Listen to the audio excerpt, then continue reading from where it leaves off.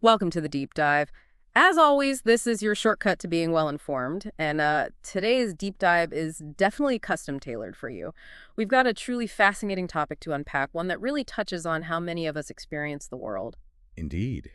Yeah, today we're exploring the world of empaths and the crucial, often kind of misunderstood role self-care plays in their lives. We're drawing from a really extensive source, Self-Care for Empaths, 100 activities to help you relax, recharge, and rebalance your life. Right, that's our mission today, not just defining what it means to be an empath, but really diving into the unique challenges, the stuff that comes with this hyper-perceptive nature. Exactly. And most importantly, we're here to equip you with practical tools, maybe even some surprising ones.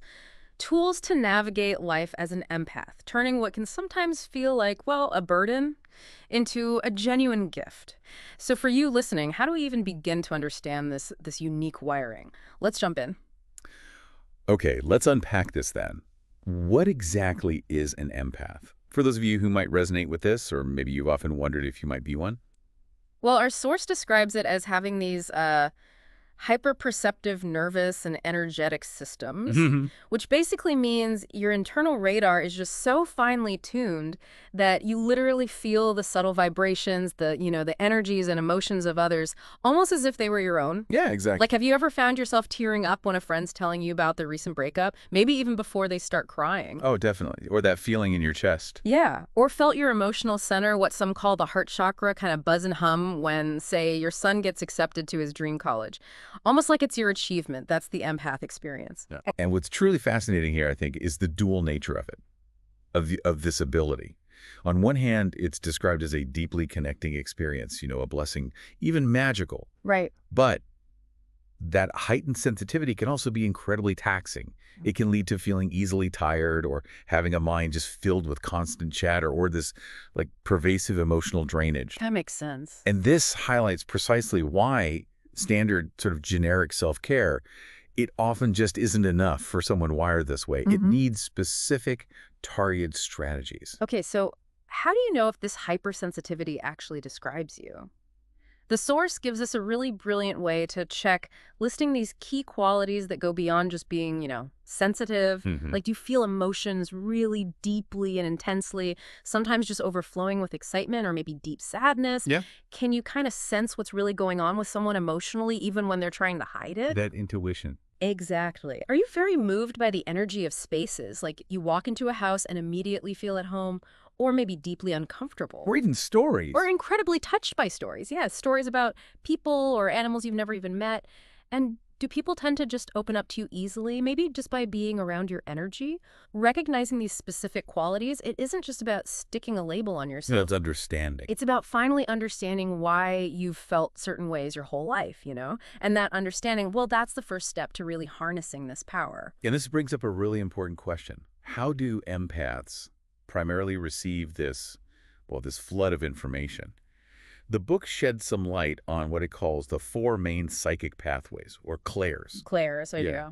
So while clairsentience, that's the ability to feel intuitive guidance, that's highlighted as the empath's superpower, like sensing a really warm, inviting vibe about a house that just feels right. Gotcha, the gut feeling. Exactly, the gut feeling. But it also touches on clairaudience, which is hearing like a calm, intuitive voice in your head. Okay. Clairvoyance, which is seeing intuitive images, maybe in your mind's eye. And claircognizance, those sudden aha moments, the mental downloads that just appear, fully formed. Like knowing something without knowing how you know it. Precisely. For instance, realizing your boss's really harsh critique of your performance. Maybe it's actually more about their own stress, maybe something going on at home, than it is about you. That's claircognizance in action. Wow, okay. That's a fascinating way to frame how empaths get information. Now, given that clairsentience, the feeling part, is often seen as the empath's superpower, what does the material suggest is the biggest challenge or maybe the most common pitfall in managing that specific channel? Oh, it's definitely the overwhelm. Yeah. Just the sheer volume of emotional and energetic information coming in through clairsentience. It can be incredibly draining. But the key insight here, I think, is that being an empath isn't some kind of weakness or an excuse. It's simply, as the book says, the way you were set up to experience life. And this unique wiring just requires equally unique self-care to, maintain harmony and balance, especially given that tendency towards overstimulation. The overall mission, really, according to this material, is to turn this sensitivity from something that could be a drain into a truly magical way to travel through life. Okay, so once we understand this unique wiring, the obvious next question is, how do we actually manage it day to day? How do we stay grounded when we're constantly sort of absorbing the world around us? Yeah, that's key. The source stresses that being a grounded empath means feeling centered in yourself and your own emotional and energetic systems, basically preventing you from easily just going into the energy of others. Right. And a crucial first step, the book suggests, is identifying your personal energy drains. Okay, the drains. Yeah. It highlights common categories. Things like, external overstimulation, maybe constant news exposure, or being stuck in tight physical quarters where you just don't have enough personal space.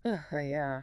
Or internal drains like chronic procrastination, or maybe being continually cast as the emotional buffer between people at home or at work. Oh, the buffer role. That's a big one. It really is. And the insight isn't just what drains you, but recognizing that these common stressors, they act like specific, tangible leaks in an empath's energy system. So figuring out your most significant drains lets you proactively, plug those leaks, prevent that exhaustion and overwhelm before it even starts. Okay, so minimizing drains is one side of the coin, but what about proactively filling our energetic cup? The material talks about creating energy-boosting days or like a delicious energy recipe. Yeah. How do we build that positive momentum? Exactly. That's the fun part. The book encourages you to actually create a recipe, your own personal recipe of uplifting habits, activities, people, places. I like that recipe. Yeah. Think about who you genuinely love being around. Where does your energy just sort of breathe a sigh of relief? Maybe where you lose track of time. What activities really help you decompress? Is it writing, walking, baking? And which grounding routines, like maybe meditating, praying, journaling, which ones truly center you? It's all about intentional cultivation. Okay, beyond the daily routines, the deep dive offers some really fascinating rituals. I was particularly drawn to the idea of a nature heart mandala and pulling oracle cards. Can you tell us a bit more about the purpose behind those? Certainly. Yeah, they're lovely practices. Creating a nature art mandala using, sustainably sourced natural elements, fallen leaves, pebbles, flowers. It's a really powerful, tactile way to reconnect to your own core energy and reflect on your purpose as an empath. It's a visual grounding exercise. And similarly, pulling an oracle card each morning. It's a form of divination, really, a tool to focus your energy inspirationally. You pick a card that resonates, something supportive, and it gives you a positive lens for your day. Both are really about centering your energy, not absorbing everyone else's. Right, bringing it back to yourself. And for processing that sheer volume of emotions empaths absorb. The source mentions several ways. Listening to music to sort of unearth feelings, physical movement, sharing with a trusted friend, journaling, or even connecting with similar experiences in others, maybe even fictional characters in a book. The key takeaway seems to be that emotions want to be felt and they share information. They're not something to just push down. Exactly. They're messengers. Yeah. And we also learned about cocooning, which is basically taking periodic breaks, stepping back into comfortable, low-stimulation environments just to recharge. Like a mini retreat. Yeah, it could be a general retreat. Or you can consciously create healthy, energetic distance from a specific person or situation that's triggering you. For example, the book mentions, like, if a close friend is unexpectedly being pursued by someone you have a crush on, maybe you temporarily avoid your crush's social media posts. Right, just for a bit. Just for a bit. It's a temporary measure to regain balance and perspective without needing to, completely cut ties. And we shouldn't underestimate transition time either. This idea of mindfully tuning out of one role or task before tuning back into yourself for the next one. That's so important. It could be as simple as arriving, say, 15 minutes early for an appointment, just to have a few quiet moments, or taking a 20-minute walk after work. Kind of shake off the day, reconnect with yourself before you even walk in your front door. Creating that buffer. Yeah, an intentional shift. And finally, the material offers some really unexpected, almost quirky self-care tactics. Have you ever heard of a laughing meditation? A laughing meditation? No, tell me more. Right. It's a way to literally jolt your system and quiet down that overactive empath mind that's been processing way too much. Huh. How does that work? Well, it's about shifting your energetic state almost instantly. When your mind is just racing, full of absorbed emotions or thoughts, laughter provides this physical and emotional release that kind of bypasses all that mental chatter. Okay. It floods your system with feel-good chemicals, disrupts that cycle of overwhelm, and just allows for a quick, really impactful reset. It's an active way to interrupt the absorption. Wow, okay. I might have to try that. What else? Well, consider cleaning up your diet and really focusing on gut health. The source suggests this because, the gut-brain connection is huge. It profoundly impacts sensitive systems. Right. It can even influence an empath's intuitive clarity, maybe what some might call their psychic ability. And also, don't underestimate the power of an empath talisman. A talisman, like an object. Yeah, a sacred object you can hold, something to re-ground yourself when you feel triggered. The book mentions black tourmaline, for instance, which is known for its protective quality, kind of keeping unwanted energies at bay. Interesting. So lots of practical tools. This deep dive really reveals that being an empath doesn't mean you're just like at the mercy of your sensitivity all the time. Not at all. Instead, you can learn to mindfully tune in and out of others, almost like adjusting a knob on a panel labeled empath sensitivity. That's a great analogy. And if we connect this to the bigger picture, mastering what the book calls observer mode and just witnessing energy is paramount. Observer mode. Okay. Yeah. It means consciously pulling your energy back, almost like wrapping an energy cloak around you. Yeah. So you can observe someone's emotions with curiosity, with compassion, but without intimately absorbing them. Like a therapist might do. Exactly. Think of doctors or counselors. They maintain healthy boundaries so they can actually offer better support. The book even offers a quick technique. Just imagine your energy field shrinking back right into your physical body, almost like your body is the shield. Okay, that sounds like a really powerful protective mechanism. But then why would you ever want to consciously open up to feel more? That seems counterintuitive. Well, the source says this practice, opening up, can lead to moments of real bliss. Like truly celebrating a friend getting their dream job, or maybe a family member getting sober. You feel it with them. Okay, sharing the joy. Sharing the joy. But it also suggests, maybe more controversially, opening up to suffering, not to get overwhelmed by it, Right. but to let it inform your actions. Maybe it prompts you to make a charitable donation, or simply helps you feel less alone in the whole human experience. It's described as your heart chakra and heart energy awakened, making you feel deeply compassionate, emotionally receptive. So it's about conscious choice. The key is balance. Absolutely. You learn to switch back and forth between observing and feeling, understanding that both modes actually offer valuable intuitive insights. It's a dance, a conscious choice you make moment by moment. And critically. And critically, yes, before you engage that observer mode, especially if you know you're walking into a triggering situation, it's vital to process your own emotions first. Observer mode isn't meant to be an emotional bypass. It's a mindful boundary, not suppression. That's a really important distinction. And this mindful management, it extends to the digital age too, right? The internet. Oh, absolutely. The internet is considered a specific energetic space in the book. And empaths really need grounding rules for navigating it effectively. Like what? Well, like noticing if the sites or feeds you consume are truly nourishing you, or if they're draining you. Setting actual time limits for social media. Actively avoiding overexposure to traumatic news or, endless gossip.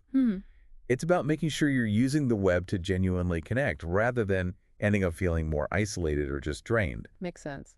And finally, the material reminds us that you can also create your own energy. You don't have to just mirror others all the time. Ah, right, like that anecdote you mentioned. Yeah, about Jane, the empath whose partner Mark was going through a rough patch and was pretty moody.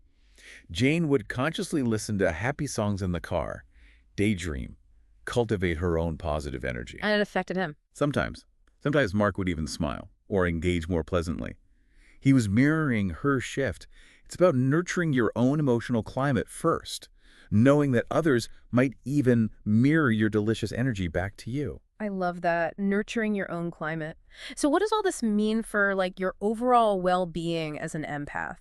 This deep dive really emphasizes that true self-care goes way beyond just reacting to whatever comes at you. Yeah, it's proactive. It's about proactively nurturing your own energy, cultivating this internal environment that really sustains you.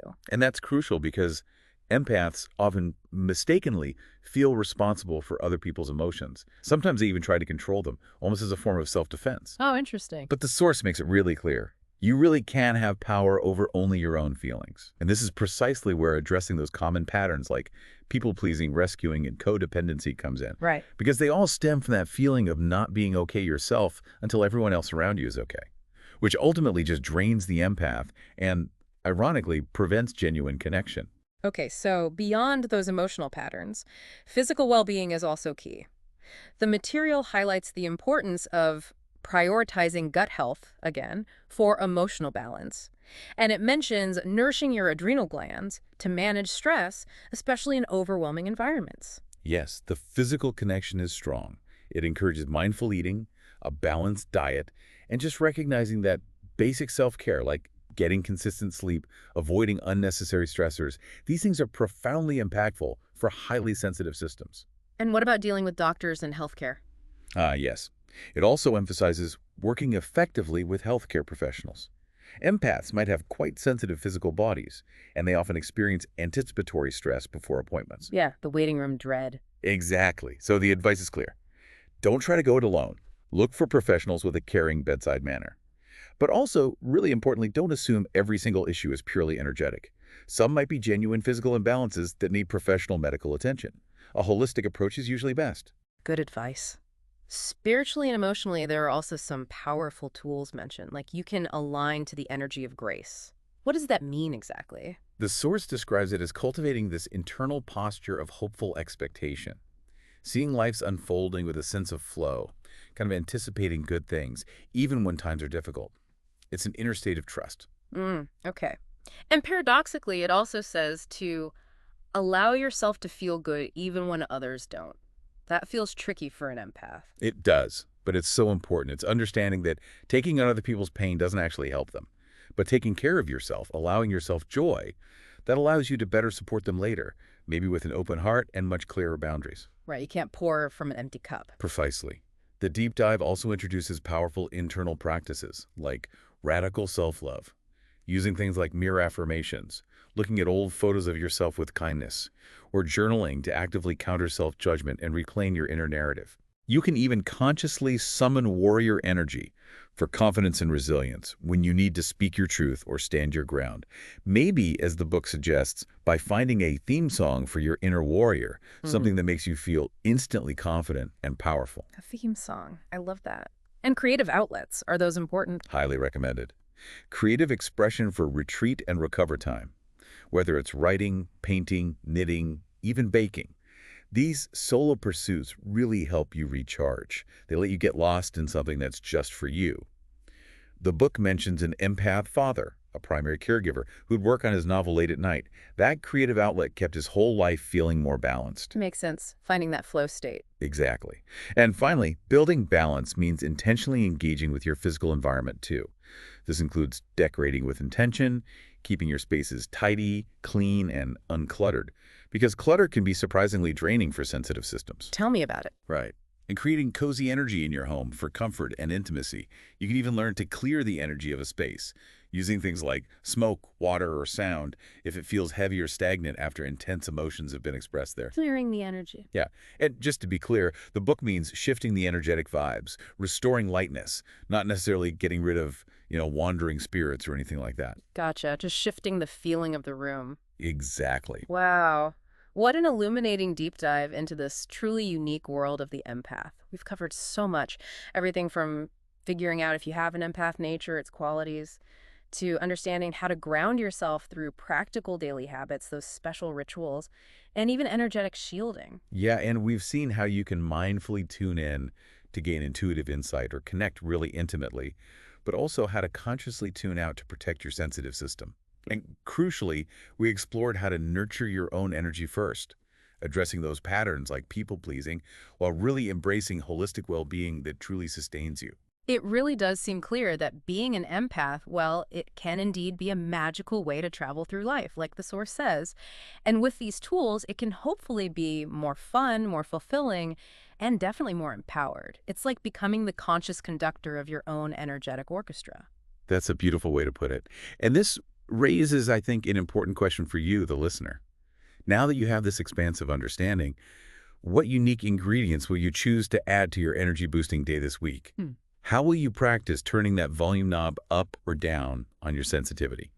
And how will you commit to regularly, intentionally coming home to yourself? Hmm. Because remember, balance isn't some final destination you arrive at.